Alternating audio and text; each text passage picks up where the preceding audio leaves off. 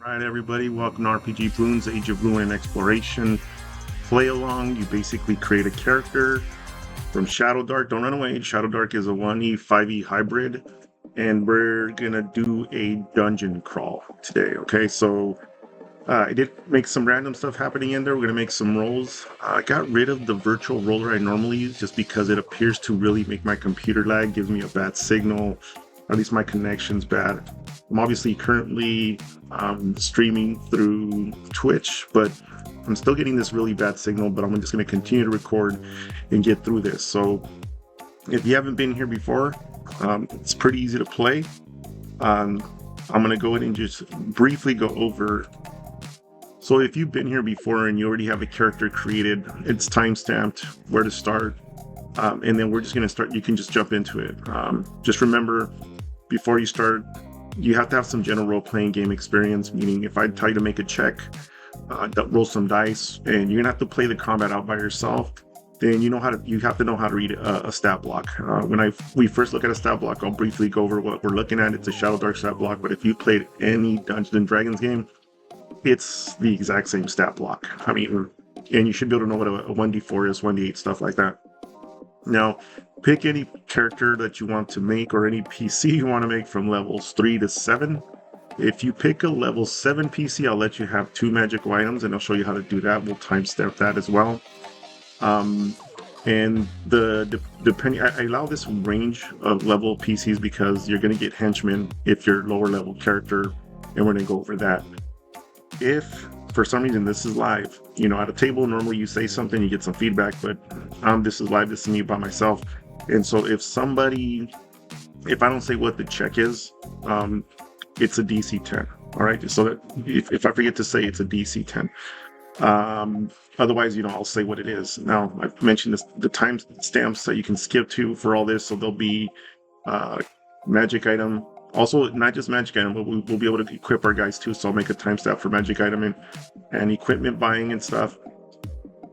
And then we'll make a timestamp for when the game actually starts. Okay, and remember, this is... Well, another thing to think about is if the video's coming out, on my screen it's high definition, but if it's coming out blurry for you, it's possible that your resolution is low on your whatever you're looking at this through. If you're looking at it through Twitch or if you're looking at it through YouTube, the streaming settings are very not set to high resolution. And unfortunately, sometimes the best resolution, you have to have a membership to YouTube, but you should still be able to play along. The stat blocks, I think, are going to be big enough that you can read them, and you don't really need a high definition. And the final thing is that this is live, so things go a little bit slower usually than you want because it's live, but you can go ahead and at 1.25 speed on your video if you're watching this recorded. You can hit that 1.25 speed and it'll actually, help excel the game a little bit faster and get it through. I'm going to talk a little bit more about the 2-point action system. Like I mentioned, we're using Shadowdark, which is a 1E with 5E mechanics. It's has a little bit more than that of other systems essentially, but it's basically a 1E game in terms of how deadly and how many hit points you have. And this game we're playing today is compatible with any of those games you see on the right there, whether it's Shadowdark. Torchlight Deep is actually almost similar, almost identical to Shadowdark. D&D 1E, BX Back Me. Of course, if you're using that descending armor class, there is a conversion, and I'll talk a little bit about that for the rolls. And then I would recommend using stat bonuses from Shadowdark because you get a little bit more +1, +2 to the roll, but it actually doesn't matter that much, but it will help the game a little bit for you. And again, so the compatible Osric White Box Basic Fantasy RPG, Castle Crusade Sagaborn. In Shadowdark, when you cast a spell, it's just a DC check based on the spell level, so it's 10 plus whatever the spell level is. And as long as you can cast it successfully, you can keep casting that spell, but as soon as you fail it, you lose that spell. So in Shadowdark, there are no cantrips. So if you're using one of these games and they have cantrips in them, it's going to be considered a tier 1 spell, as well as level 1 spells or rank 1 spells. These are all tier 1 cantrips, and tier 1, level 1, they're all the same. And that's it. That's the conversion. So without anything else to say about this part, we have to start the character creation, because the last thing I want you to do is watch this and then say, oh man, I gotta go watch another video, go somewhere else, and that's annoying. So we're gonna have to go through some character creation for Shadowdark. So let's go ahead and do that. Let me pull this browser. Now where we're going is called shadowdarklings.net, and it is essentially a character generator. And if you haven't used this before and you play Shadowdark, this is pretty awesome. Okay, so in this case, you can see all the scrolls are clicked, which means you can be a class from any of these scrolls. We're gonna click them. You can use them, but we're gonna unclick it just for the sake of making this a lot easier.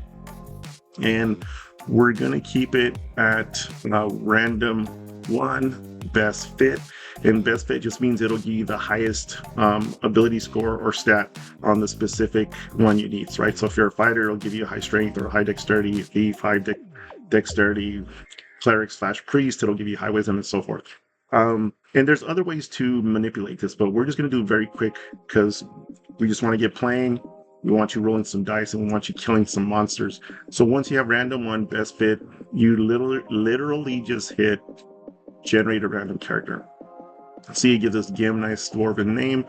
He's a thief, and is a thief, so he should have dexterity, and this guy indeed does. So he has dexterity of 16, that's +3. And I always say this, if you're not happy with this character you pick or you don't want to be a thief, you can keep hitting the generate random button right here, which I'll show you. But what I wanted to point out is this has a dexterity of 16, which means it's actually a pretty decent roll. So I would say keep a character like this. But if you don't want this, you just hit random, and you can see it created a human priest with the name. Should have high wisdom, 17, beautiful. And then you would just keep hitting this until you get the class that you want, okay? So here's a priest again. You can see halfling fighter, which is a little absurd. Goblin fighter. And then we got a human priest fighter. And so you would just keep clicking it until you get what you want, right? So I have some of these guys you can see are not that good. This is a 15 dexterity, not too good. We want to hit that 16 at least. And so I'm just going to go until we hit 16 on one of these stats. I know. Who wants to see this? Nobody does. Okay, here's a charisma. But it's a thief. He doesn't need it. But you know what? In my game, sometimes you need that charisma. But let's go ahead and choose this guy. So let's say you're happy with the class overall, the human thief. You go down here. And again, you can change all these scroll down bars here. But we're not going to do that. We want to just get playing. And you can see here that you're already going to be able to get your human ambition talent. They give it to dexterity. He has already high charisma. So dexterity, thief, we want that to be high. You can see you can manipulate all these things, but what we want to do is we just want to get him to the level that we want. So I'm going to make a 4th level thief, right? So I milestoned all the way to 5th. Now it allows me to roll for things, right? So I'm going to roll for my hit points, roll for hit points again. I'm going to get a talent at the appropriate level, level 3. In this case, it's random, of course, just like you would in the game. You roll the dice. I want him to have a really high dexterity. This is a thief. Charisma is already really good. I'm going to give him that. Roll for hit points. I got backstab increased to +3 extra weapon dice. All right. That's really awesome. So we're essentially done. Okay, you keep scrolling down. You see the PDF button. It generates a PDF of your character. I happen to have Adobe, so it opens it up in Adobe. And you can see here, I'm going to just blow it up. And you should actually be able to see this pretty good and screenshot it. Let's see. Let me pull this down a little. Yeah, that's probably good enough. The DD is not that important for this game. So you can see you can actually screenshot this, make this your character, and just play along. If you should have a, fancy little D20 with you at all times. Where is it? Boom. But if you don't, we have the virtual roller I'm going to show you here in a second. But here we have a character. We're good to go. We rolled up our hit points. Really low hit points, but that's Shadowdark. And then we're going to equip our character after this. Okay, so before we do that, though, I want to show you other methods. So if you want to create a BX character or Beck Me, it's basically... I know someone's going to get pissed off, but BX and Beck Me is basically the same system. So what we're going to look at here is fastcharacter.com here in the browser. On the right, you can see you can create a 2024 D&D character 2014 or just a BX. And I'm going to hit this BX. Okay. Now, I really like the Eldritch Knight which is essentially the ALF in BX. And I'm going to click ALF because you get weapon fighting and some magic. We're going to be level 4. I'm not going to give any XP, just to kind of be more, you can be more specific. And I'm not going to give him an alignment unless you really want to. And just to see how fast it is, you click character create, and bam, you have a character ready to go. So you can see it's an elf, it's a fighter, he's smart, and you can go back and constantly regenerate these characters, okay, until you get the stat blocks that you think are good, right? I always recommend just having that 16, so recreating this character should be fine. And so we can see armor class, it's the descending. So we have a descending conversion chart in the bottom here. That basically allows you to convert what this 4 is, and it's typically around 20 minus whatever the armor class is. So in this case, it would be more like a 16. 14 hit points. We're not going to use any of these saving throws because we're just going to be using saving throws based on your ability scores / stats from Shadowdark. You can see he's equipped, he's got a spell book, he's got a dagger, he's got a lot of gold pieces. Now when we buy this equipment, it's actually a third of this, I know, because Shadowdark's gold system is a little bit different. So if we just divide this by 3, that should give you about the amount of gold your character would have. Okay, so everything is here. Movement, gold immunity, blah, blah, blah, blah. A couple of spells. Again, if you're a BX character, you have to look these up. I'm pretty sure you can find them online. And I think that'll do it. Last thing is I found this virtual die roller. It says visualtimer.com/tools, blah, blah, blah, blah. But you can use anyone. You can see roll the dice. It's rolling it's a D8, it's rolling. But you can see up here, I can choose any of the dice that I want. And so we're going to be using this just because it doesn't appear to take a lot of memory from my streaming, and it's showing right now, it's showing excellent connectivity. I can still see my computer struggling a little, but I'm assuming it's not taking up a lot of memory, so it's working pretty well. Okay, so the next thing we want to do is we want to equip our player, and then even give him a magic weapon as well. So let's head down here, page number 2. All right, let me just move this over a little bit. Some of this you've already seen, so I'm gonna zoom in this area. Click, click, click.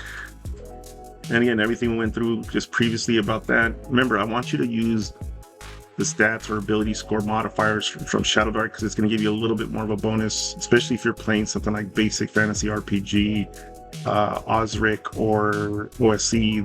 Their bonuses are a lot less. So use this, or don't. I don't mind if you have a +2. I think you want something more though.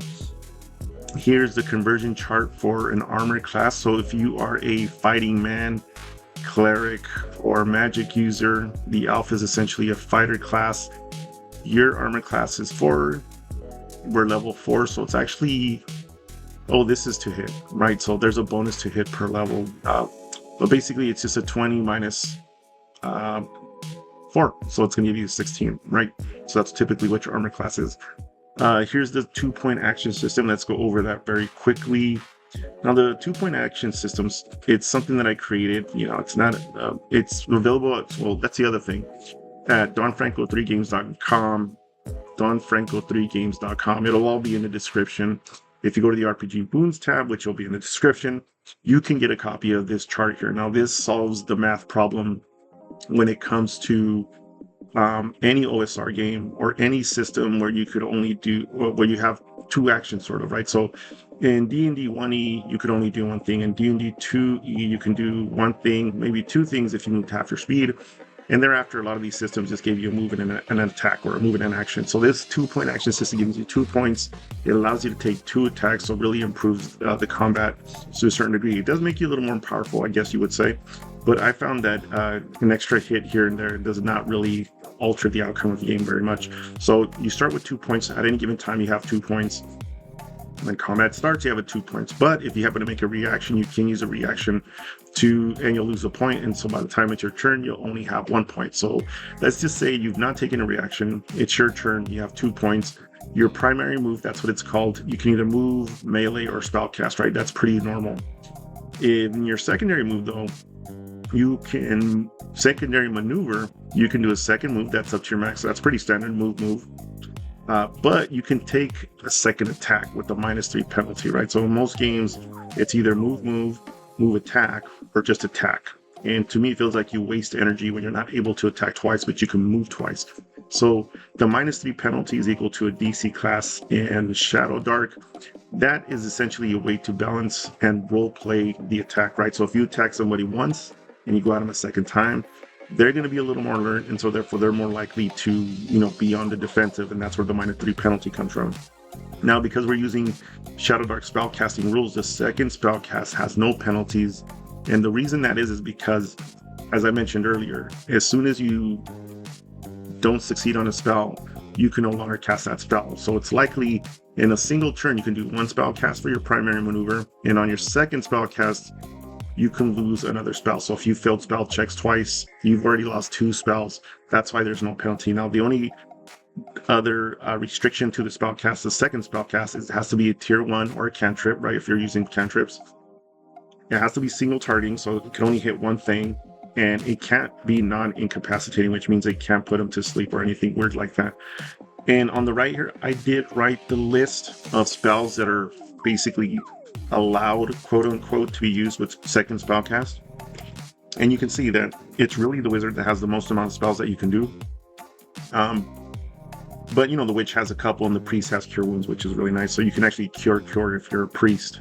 Now, in our game, we're going to have henchmen. So if you're a priest and you want to use cure, I will allow you to cure and essentially bring back up one of the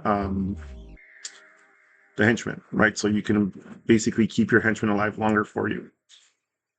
And yeah, I think that explains the 2-point action system, compatibility, and we'll get to the henchmen here in a second. The next thing I want to do is I want to equip us, okay?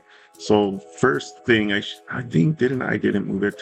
Okay, so if you're whatever level you chose, okay, so if you chose 3rd level, in our case we created a 4th level character, this is going to determine how much gold you have to start with, and that's going to be the sum experience points. So in Shadowdark, every time you gain a level, you go back to 0 XP, and then you have to regain. So from 10 you go down to 0, then you got to get 20, then you go to 0, then you got to get 30.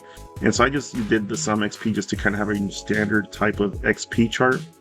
But whatever you chose, you have this amount of gold for your character. Okay, so I chose a level 4, we hit the max, so I'm gonna have 100 gold pieces to play with, and so forth. So if you're level 7, you have 280 gold pieces to play with, and we're gonna use this gold to essentially get our equipment, and this is independent of magic items. So here's all the weapons. I'm gonna pause all these a little bit here and there, just so you can take a screenshot if you're playing along that way. And you can see that here's all the weapons, the costs, melee, range, close, far, near, just the range of these weapons, the damages. And you'll see properties here. There's all these properties that some of these weapons have. These include 2-handed, versatile, which means it's 1-handed or 2-handed. Tells you how many slots it takes place. So hopefully you screenshot this, and here are all the properties. So that weapon list is from all the cursed scrolls as well as the core book. And here's all the different properties, right? So you can just look at whatever weapon you chose. If it's B, which stands for breakable, and the natural one, it breaks. So you can see these are the different properties, okay? Now, this could be your legit PC and you want to use it in the future, so you're more than welcome to load them up, not only with weapons and stuff, so change out your weapons and armor, which, by the way, if you sell your weapons and armor, you get half the price. That's just the way it works. To sell your whatever so if you're trying to get chainmail, you want to sell your leather, it's only worth 5 gold pieces. Here's a list of basic gear, right? So you can get any of this basic gear as well using your gold pieces for that. Really stock up your character. Like I said, if you want to take this guy and make him a legit playable character, you can do that. And here's those, and I think we're ready to get a magical weapon. Okay, so let's look at that. I'm going to just pull this over a little bit. Now, here's the thing. If you're a fighter, it makes no sense that you're going to have a wand, right? So whatever magic item you choose, if you're 7th level, remember you get 2. I want it to be useful for you because you're already X level, and if any of these magic items you would have got on a real adventure, you would have sold it off or something, traded it to have the actual magic item you want. So If you really just want randomness though, however, I do recommend you can roll the 1d6. It tells you which one you're going to get.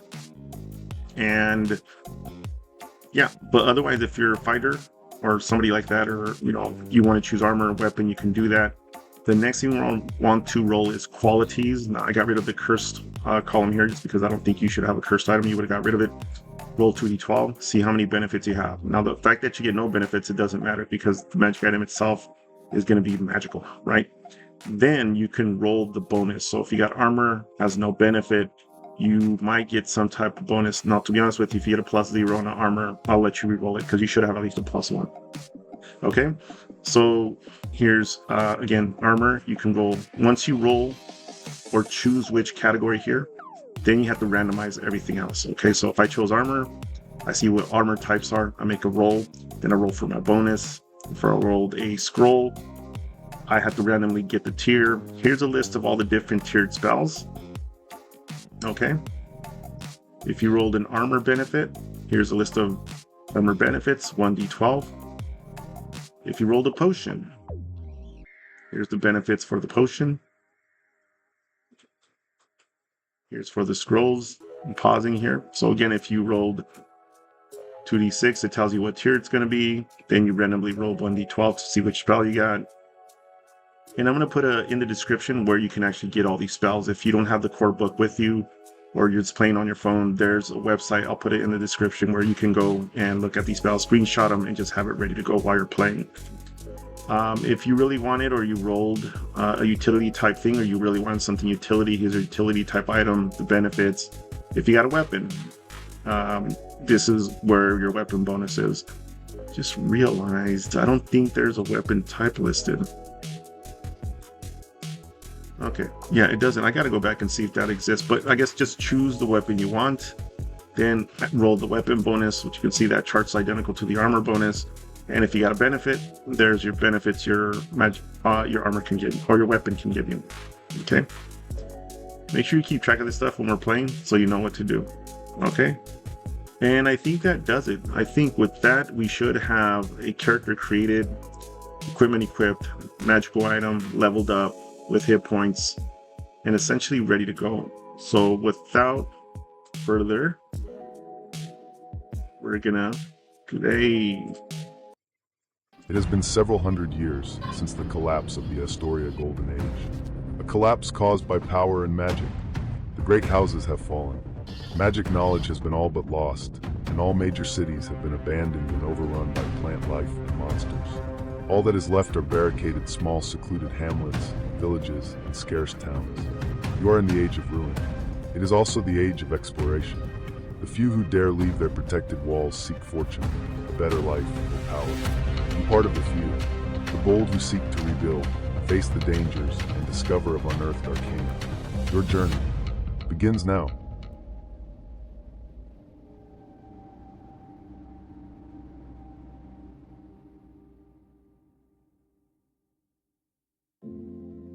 Right, welcome. This is World's End Hamlet.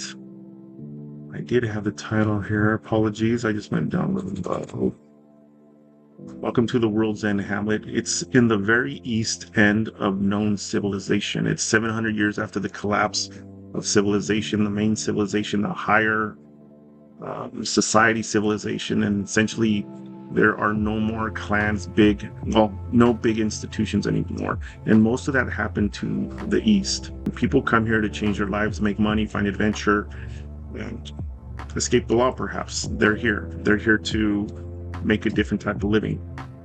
And so if you've been playing along, then you probably have a pretty dense story behind your character if you happen to survive that long.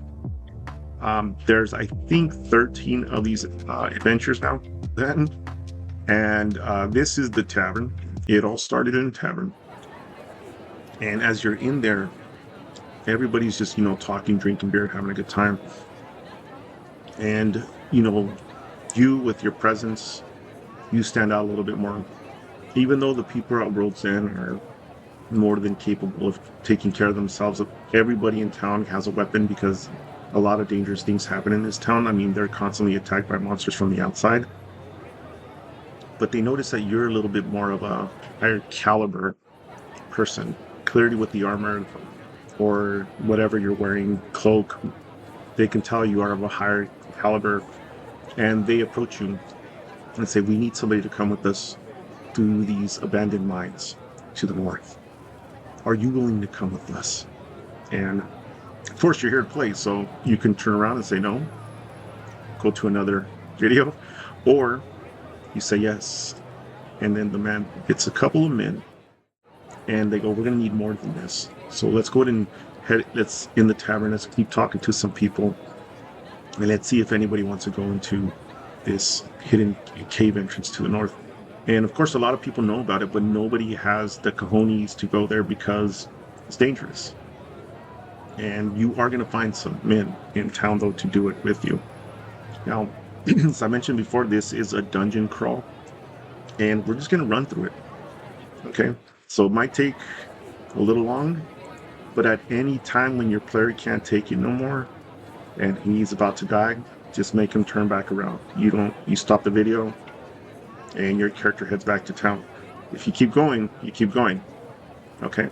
So you go back into the tavern, and you all continue to ask people if anybody's interested in getting somebody to come with you.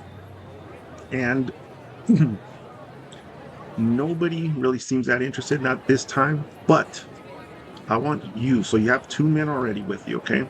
And they're going to basically count as a captain and a footman, okay? So before I explain how this works, I want you to choose whether you want a ratio or do you want it to be random, okay? I want you to have a personal experience with these henchmen. Now, if the amount of henchmen you get is equal to your level, or apologies, 10 minus your level. Okay, so if you chose, these are the bonus on top of the 2. If you chose a level 7 character, then you only get 3. Okay, and because you only get 3, the first 1 to 3 henchmen you get are just footmen. Okay, that's what these numbers mean. If you are level 3, you get 7 henchmen, then you get 4 footmen, an archer, and then you get another captain with your group. And then because it's 7, you get 1 more footman, okay? Or you can randomly roll these dice. And whatever you roll that number for the number of henchmen you're supposed to get. And that's how many of whatever you roll you get, right? So you can potentially get more archers, maybe more captains, or just roll but nothing but footmen, okay? So remember, you got 1 footman and a captain already.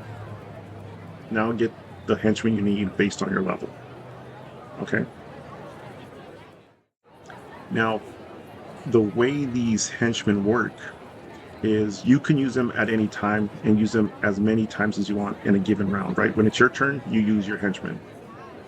But let's say there's a monster, it has 1 hit point left, and you just want to dispatch it. If you use 4 henchmen and they all roll 7 or less, they all die. That means the monster gets something miraculous happens and the monster kills them all. Okay, or you might just use 1 at a time. The other thing henchmen do is they die instead of you taking damage, right? So whatever you rolled up, it's likely you don't have a lot of hit points. And so instead of you taking the blow, your henchman can take the blow instead, okay? So what we're looking at here is a footman. It says you make a flat attack roll, right? No bonuses to whatever the target is. If you hit whatever the armor class is, it's 3 damage that these footmen do. On a 7 or less, they die, right? So keep track of this, screenshot this. It's the same for the bottom and top, except I'm only reading on the top. The archer is assumed that he's a little bit at a distance away, and so therefore, if you're attacking a monster, unless it's in melee range, the archer does not die when he misses, okay? So again, same thing as before, you roll towards the AC, 3 damage. That's what the bow damage will be. 7 or less, they only die if the monster's within melee range, or if the monster has a long range attack. So we'll be looking at those stat blocks, okay? And of course, you can sacrifice them instead of taking a blow.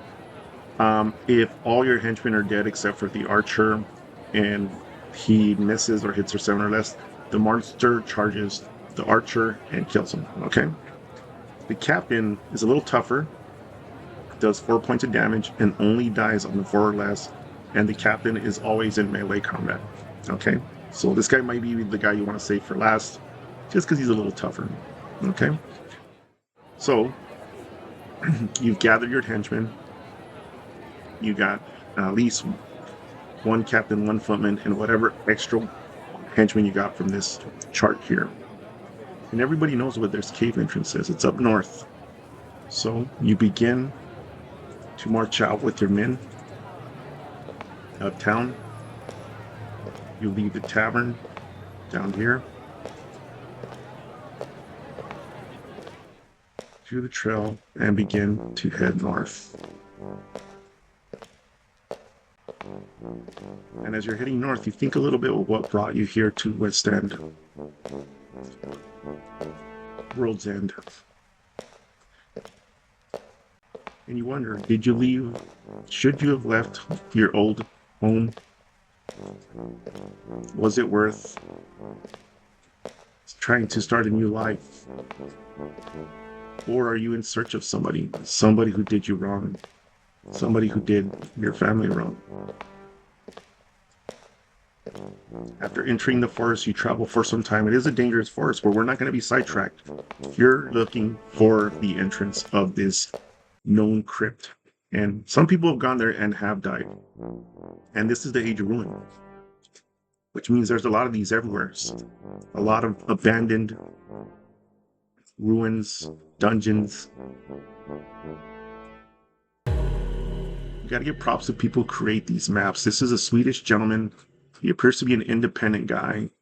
And I just pulled this off of Google, but he's creating these maps. And here he is. So if you go to wisted.net, he's creating a bunch of maps. And here you are. Eventually you do come and find the entrance to this cave. So we're going to pretend, of course, that there's forest all around you. You heard your various forest monsters making noises. But you enter and you go down the stairs. I know it looks like an upstairs, whatever. And as you proceed, now here's the rules for the game. Anytime we reach an open space, we're first going to make a chance encounter roll of 1 and 2 out of 6 means you get encountered. And then we're going to make a 1d8 roll. Now, depending on the roll that we get on the d8, you can see there's a number on the periphery of this circle. This is you in the center. That's torchlight. And each of these squares here are about 10 feet. Okay? And as soon as we make that roll, whatever number it is, we're going to look at that direction on this fog of war, and we're going to fight whatever it says. It's possible we're going to fight the same monster a few times. Some of these are easier than others. We're always going to roll a 1d4 for whatever stat block we get, okay? And that's how many of that specific stat block there is. This is a deadly game. Okay, you got henchmen, you got hit points, you got magic items. Let's see what happens. Okay, so you begin to come up these staircases here and begin to crawl down. And your torch, right? You're going here. Now I want you to make a perception check. Okay, or a listening check. So if you're really good at listening, I want you to do that. And of course, in Shadowdark, when you're skilled at something, you have advantage. Okay, and this is why Shadowdark, I think, excels above other OSRs, because they have a little bit of skill checks in there. And I want you to make a roll. DC 10. You may have advantage, but you don't. Now, if you succeeded, you continue to walk through this and you hear the pounding and smashing of this. I'm not sure what it is, but tentacles coming out of the wall. Okay? And you now have the ability, you have to make a dexterity roll and get through this, okay? Now, if you did not make a perception check, you heard some thudding and pounding and you weren't sure what it is, and you stepped right into this, and I need you to make first a dexterity roll because these tentacles come out and they start lashing at you, okay? Make a dexterity check, DC 10. If they hit you, you take 1d8. 1d8 points of damage. Let's make it 1d6. If you succeed on a DC 10 dexterity, you still have to make another dexterity check to get past these. DC 15. Make it a DC 10. I know, you probably pause. Apologies. DC 10, and you get through this, okay? First thing, you and your men, right? You make one roll, and that means all your men get through. I know, but we can't have you making tons of rolls. Now, if you prefer, I'm not going to be offended if you want to make a single roll for all your different henchmen. It's up to you, but I'm saying you only have to do one. You continue down the path. So you get to a point here. Let me take a quick look around. This indeed is an open space, so we're going to make a die roll. Okay. And I said a 1 and 2 and a D6.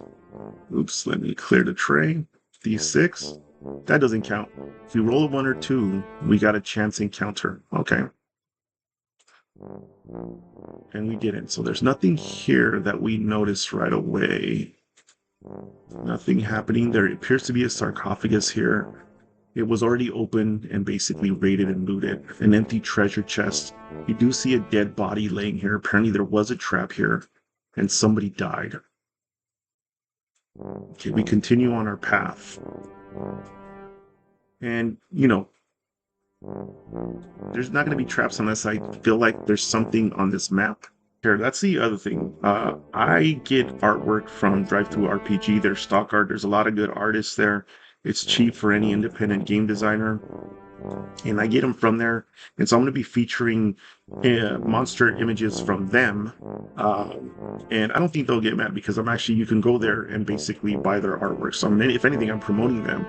And this video right now, currently, I'm not in any type of monetization of my channel, so I can't make money off of this. They're showing their little images, okay? Here, empty room. Continue to go down the path. Nothing happening. And then, all of a sudden, there appears to be a huge drop. Okay, we get to this dead-end area. It's actually not like a dead end, but this is all huge cavern. Down there is pitch black. And we can see that the only way across is to jump across. Okay? And it is around... Each 2 of these is equal to 10 feet. So 1, 10, 15, 20, 25. Okay, so here's the thing. Do you have rope? I don't know, did you equip your character with rope? If you equip your character with rope, I want you to make a DC 10 dexterity check to basically grapple this wheel with your rope or a grappling hook of some kind. I'm sure it has a grappling hook. And if you do that, then you can tie it over here. We'll say this is a large stone. You can tie your stone. And you're just going to shimmy across. And shimmy across. Nobody should die on a shimmy across. So if you can have the rope and you can make it across. If you don't have any rope, look at your equipment now. If you don't have any rope, you can try to jump this, okay? Now the thing about jumping this is that you have to have a pretty decent strength. So I've created a formula. I didn't mention it in that 2-point action system. Apologies, because there is a reaction parry. That's a -2 to the attacker, and you get to add your dexterity bonus if you're proficient in the weapon you're using. And there's also a reaction dive that if someone attacks you, you can try to dive out of the way, but you fall prone. That puts a -5 penalty to the attacker, but you're prone. Now, this is a last resort maneuver you do, so you normally don't dive. You're usually trying to do a parry or you're blocking, but if you don't want to take any damage and you think that extra -3 will help, and if you're proficient with your weapon, the parry might be your best option anyways. Okay, so with that being said, on that exact same 2-point action system, there's a jump on there. And your base jump, because Shadowdark has no calculation for jump, your base jump is 1 plus your strength modifier. Okay, so at this point, you need to have, unfortunately, let's say you need to have at least a +3 to your strength modifier. So I believe that's a 16, 17 to jump across this. That's how it works. If you do not, you can either turn around or you can attempt to scale this wall DC 15, but you might have advantage, okay? Let's scale this wall. All right. So you either end up here through the rope grappling, right? Or you scaled up to here. In either case, we're just going to reset here. Now use your torch, you come up here. You can't really see nothing. Maybe there appears to be maybe a ledge over there going somewhere, but you can't make anything out of it. Your torch is not bright enough to look all the way there. And so we're just going to randomly choose. And this is a case where I'm going to choose high we go left, low we go down. Okay. High left, low down. Just roll this dice. High. Decide to go this way.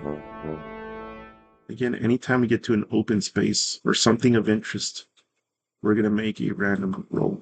All right, this appears to be a huge drop off, some type of cavern down here. But this is an interesting thing. So what I'm going to do is we're going to make another chance encounter roll. 1 or 2. We run into something. 4. Okay, we're getting lucky. Nothing happens. We get to this hall. Okay, high up, down low. 1. We're going down. Okay.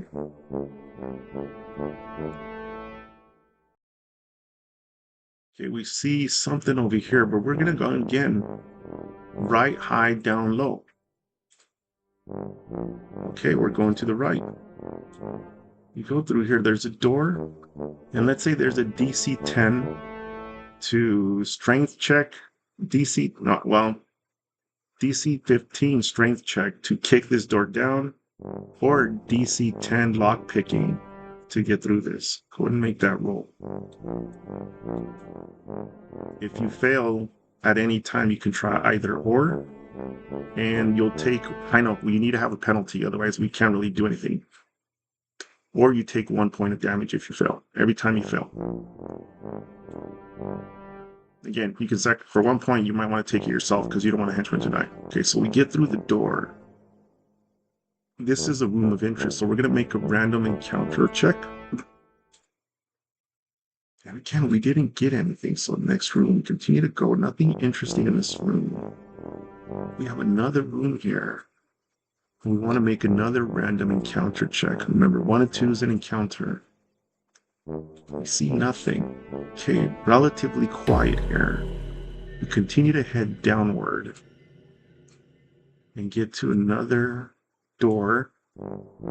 Same as before. DC 10 picking. DC 15 kick down the door. And you might have advantage. Some of these classes have advantage for these types of checks. We get through. And this again is a room of interest. We see a table. Is it a dead end? No, but this is a room of interest. So we're going to go ahead and here make another encounter check. Wow, this thing is not random, is it? Nothing yet. So we're seeing nothing. We get here, and then we see a staircase going down. Now we need to make a random encounter check here. I need us to make a DC 10. We need to make a random roll. And finally, the encounter roll is a D. Whatever I click here doesn't count. Now we're going to roll the encounter on a 1d8. 4. 4 is here. And I'm just going to pull it towards us. Pull. What do we see? Within this cavern, we see a giant spider. Okay, so artist is stock art by Brett Newfield, Patreon supported. This is his spider. So out of a hole, we see this giant spider come out. I need you to make a DC 10 dexterity check. Okay, this is an initiative roll basically, or a surprise attack. So if you fail, this spider attacks you first. If you succeed, then you get to go first. Okay, here's the stat block. Armor class, hit points, attack. So it does 1 bite that has +3 to hit. And if he hits, it does 1d4 damage plus poison, DC 12 constitution or paralyzed for 1d4 hours. So you probably want one of your henchmen to get this. And you might have to leave them or carry them, to be honest with you, unless you have some type of spell. So the monster moves near. It doesn't matter. It's in this room. Strength +2, dexterity +3, constitution, intelligence, wisdom, charisma. Alignment is neutral, but we're attacking. And if you're getting Shadowdark XP, it's worth 3 experience points. Okay, so go ahead and play that out. Use your henchmen. Use the 2-point action system. And I'm going to soon battle. Hopefully you survived. Killed the monster. And let's say they're on the floor. We found one dead man webbed up. We're able to find a pouch. And you can roll 1d10 gold pieces in this man's pouch. Besides that, case, and this staircase opens up somewhere else, which is right here. Here it is. So we come down the stairs and we notice 2 stairways going out that way and this way. Lots of dead bodies, bones everywhere.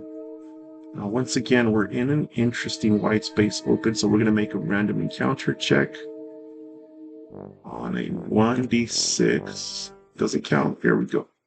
A 1. Now we need to make what kind of monster did we get rolled. A 3. Okay, so room was interesting. There's something here. What was it? All right, we're going to get a little bit of a chance here. On your own, I want you to have a personal experience. So you're going to roll a 2d6 on your own. When you roll that 2d6, you're either going to get 1 shadow, 2 dire rats, or 2 bandits is what's going to attack you. You can see the art by Aegis Studios, Chewy Wizard. And this is actually Rick Hershey. He's on Facebook and he creates a lot of good art like this. So go ahead and make a 2d6 roll, and then depending on which one you get, you either fight a shadow, a dire rat, or a bandit. Now, to make it fair, we're going to make you roll 1d4 for which one of these you roll. Alright, so either fight... no, you know what? Let's say you either fight 2 shadows, 1 dire rat. No, sorry. 2 shadows, 3 dire rat, or 4 bandits. 2, 3, 4. 2, 3, 4. And go ahead and roll that out. Do the battle. There's AC, hit points, all the stuff we talked about. The drain power, disease, ambush. They didn't ambush you. Make a DC 10 dexterity check. See who attacks first. 2-point action system.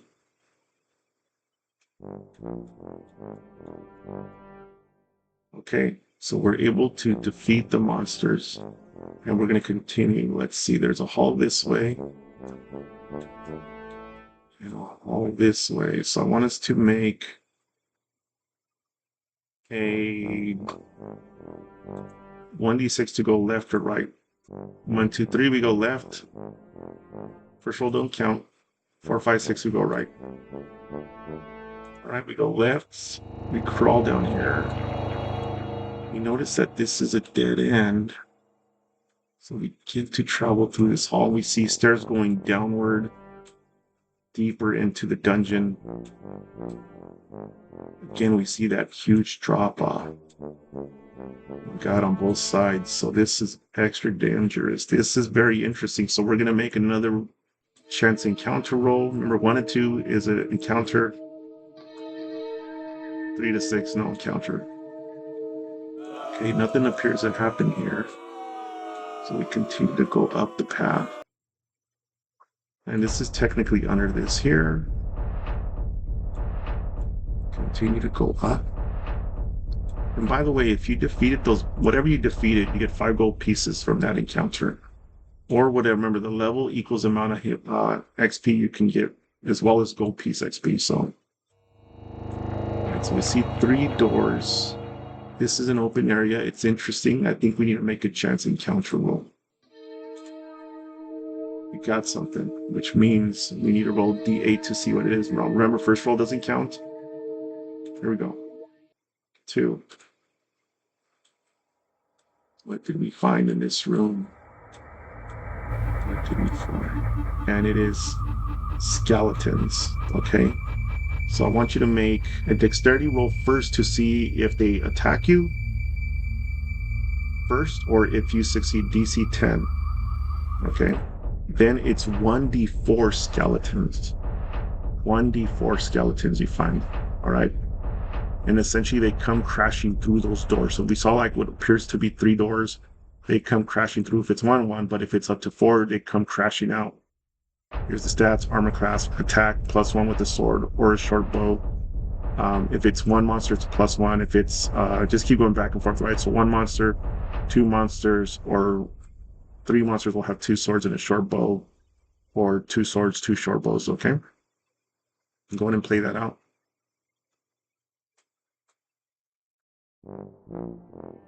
Right, so we get out of this, you get XP for those. You also get 5 more gold pieces. Continue to go down the path, and of course this is under this area. Stairs going back up. Again, at any time, if you have no more henchmen, you're allowed to go back and just leave and escape. Okay, so roll high, we go up. Roll low, we go down. Roll high, we go low. This is the 1d8, so 5 to 8 up, 1 to 4 down. Down, so we start heading downward. And again, we find an interesting opening area, so we have to make our random encounter roll. It's on a d6. The first roll never counts, and go. Okay, so we find nothing here. But we do see path going up or left. So we're going to roll up, high, down, left. Up. Continue to go here. We see stairs going downward. It takes us underneath this area, which we've never been. And we get to what appears to be a prison area. Okay, this is a very nice, interesting sight, so we must roll for chance encounter. Nothing happens in this room. DC 10 pick, DC 15 knock down the door. Get through the door, 1 point of damage if you fail, until you succeed. And we find a giant face on the ground. Now, because this is so epic here, I'm going to make 2 rolls. Right, so we have advantage. I guess, is it advantage? Whatever. We're going to roll the d6 twice, but it's only going to be 1 encounter, but we want to have our probability go up. So we're going to roll this once. And again. Oh my god, nothing. Nothing happens here. Very scary. Very ominous. But we continue to go down the path. And again, we find another interesting thing. It's like a giant stone hand. We're going to do another double roll. And we got an encounter. We're just going to have the 1 encounter. Clear the trade. First roll doesn't count. A 5. 5. So we're here. And as we're standing here, an acolyte and a knight show up. Okay, so I want you to make a DC 10 dexterity check. Again, if you succeed, you go first. If not, you're surprised by an acolyte and a knight coming in. They're doing their own exploring. They're hostile. They want your treasure. I know it says lawful here, but we're ignoring that. They go and start attacking you. Acolyte has magic missiles, so they'll do ranged attacks until they can no longer, so they have advantage. If they fail, then they attack with their mace. And the knight is a beast. 17 armor class, 8 points, plus 3 to 2 bastard sword attacks. And yeah, you're in melee, so I'm going to go ahead and let that play that out. We're not going to use his oath. Okay, so play that out. So we're able to defeat them. Again, if you are almost dead or you have no more henchmen, you're allowed to leave. We're going to go down. Here's a continue. So we either go down or right. So down low, right high. Down low, right high. High. So you need to go down the path. Again, I think this is a point of interest. There's a lot of spiderweb. This is where that spider would be really awesome. So this is a cave area. I want us to make a random encounter. Remember, it's a D6. Clear the tray. First roll doesn't count. Roll it. Okay, nothing happens. But we want to go either left, right, or down. So low, down, high, right. High, right. I might not use that die roller anymore. I don't think it's legit. You continue to go down some tunnel pathway. Continue until we find another point of interest. Now, this is just a stone structure of a spider. Maybe it was a representation of the spider we fought. But we are in a unique structure, so we're going to make that random encounter roll. 1 or 2. Boom. Clear the tray. We hit find something. Find this. Remember, first roll doesn't count. An 8. Let's see what we got. Zombies. 1d4 zombies. 1d4 zombies. I need you to make a DC 10 dexterity check again. If you succeed, you go first. Otherwise, 1d4 zombies. Roll it up. See how many it is. They attack you first. Again, AC, hit points, attack, +2 to their attack. Only no bonuses for attack, just 1d6. Undead, immune to morale checks. We're not doing morale checks. This is do or die. Relentless. Go ahead and play that out. By Rick Hershey. I know this is a modern guy, but I thought it was a cool pick.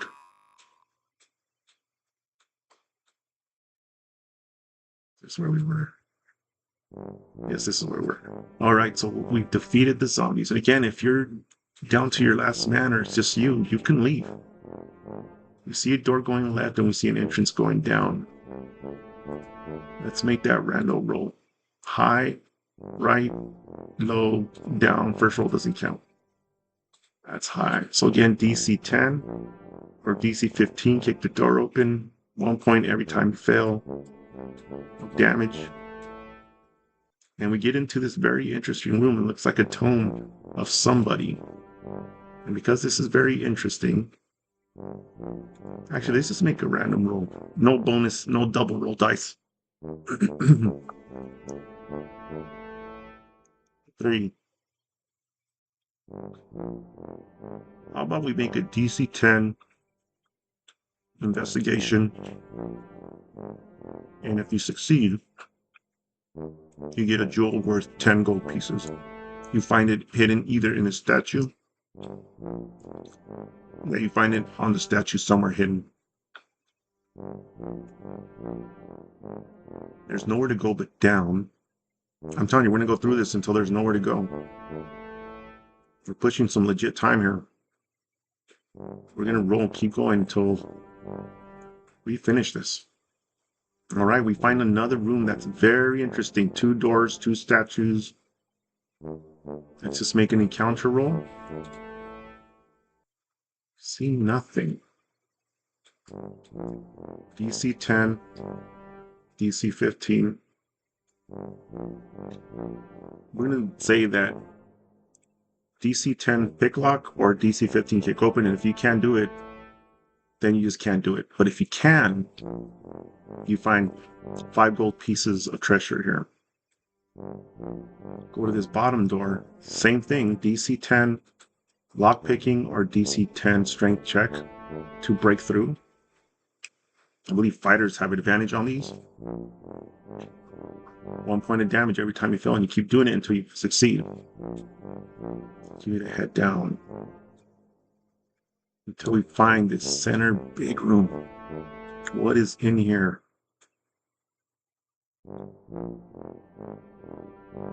I think this is the end. Nope.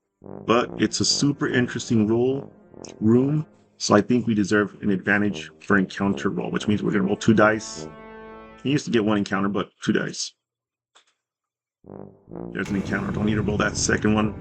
We're going to clear the tray, roll that d8. Remember, first roll doesn't count, and see what we fight. 7.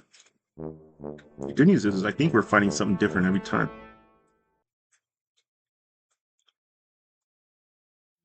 It's a wraith.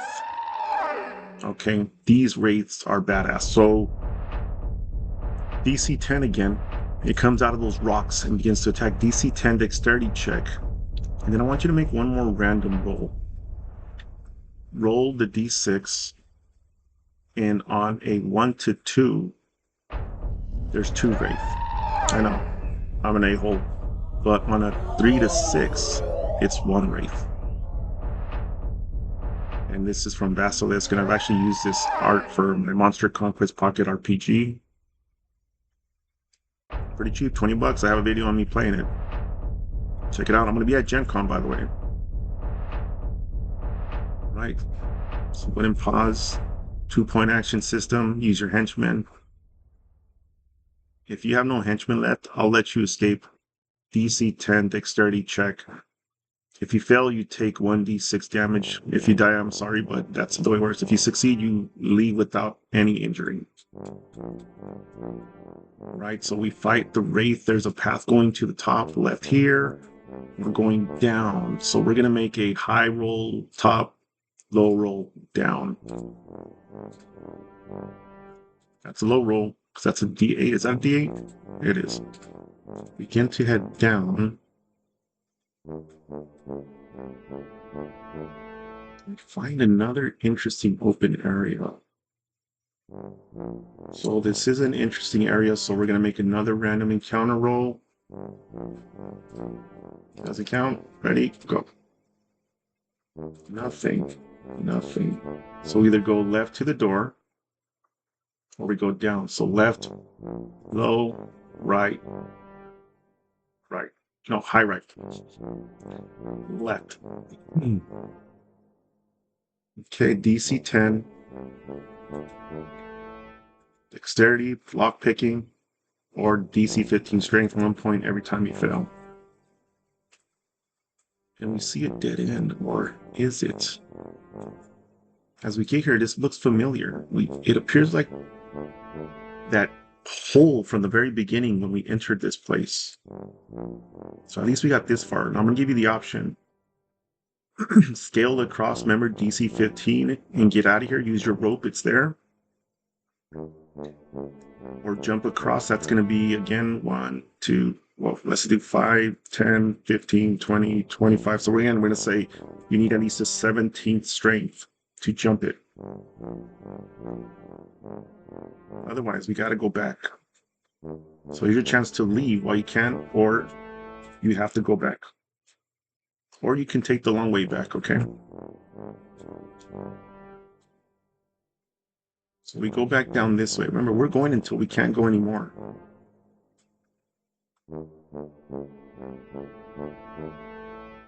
You need to go down this pathway. Hopefully we still have a henchman or two.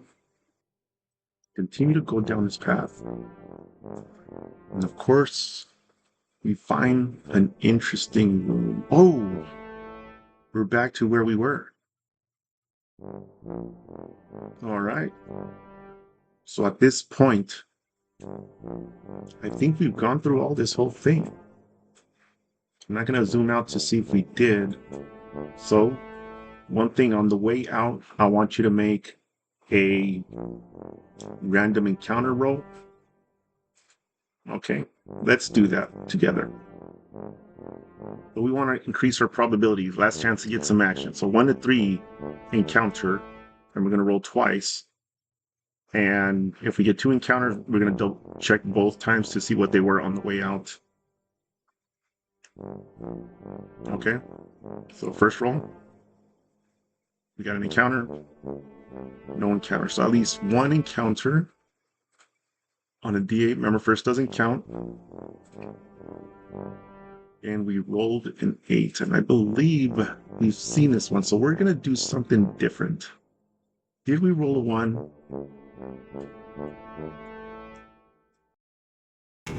All right, we find a squad of orcs on the way out. They themselves, too, were looking for treasure and found us instead. You need to make, again, a DC 10 to get the surprise on them. And 2d4. 2d4 orcs on the way out. And again, you can sacrifice a henchman to escape for free or make that dexterity DC 10 check. If you fail, you take a 1d8 damage on the way out. If you succeed, you get away scot-free. Otherwise, you're fighting 2d4 orcs. All right, everybody, I'm Don Franco 3. This is RPG Boons. This is a solo play-along, Age of Ruin of Exploration. We have a series of these. We have a list of them that you can go back and play. The more recent videos that I've made have more sound effects. I'm going to be adding sound effects to this video as well. But you're more than welcome to play the older ones or the remakes or more recent. Thank you for stopping by. Again, go to donfranco3games.com for the RPG Boons tab. We have the World's End PDF there. It also has NPCs in it. I have 3 classes for Shadowdark that I've created. One's the Arcane Scrapper, the Vitaemancer, which is essentially like a necromancer. And by the way, I saw that Matt Colville is creating a necromancer that has minions with 1 hit point, which is largely how my Vitaemancer plays. So I came out with it first, Matt.